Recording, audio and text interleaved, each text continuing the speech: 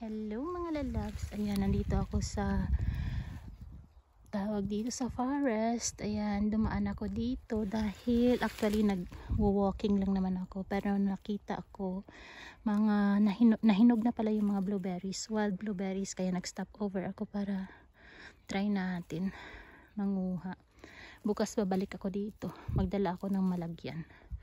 Ang dami pala oh. Season na kasi. Masarap to sa ice cream. Diba? Ayan. Ay, nahulog yung isa. Sayang. Ayan oh. Ang dami. Maliliit lang pero ang tatamis nito. Tsaka syempre, fresh from the tree. Tsaka organic. Diba? So, why not? Bukas maaga ako dito. Babalik ako para manguha ako nito. Dito pala marami. Ayan. Dahil ito ay skugen or I mean forest. Yan, ang dami. So, sobrang dami niya. Oh, yan. Diba? So, babalik ako dito bukas para manguha nito. Tapos, bili ako ng ice cream. Then, lagay natin sa ice cream. O, diba?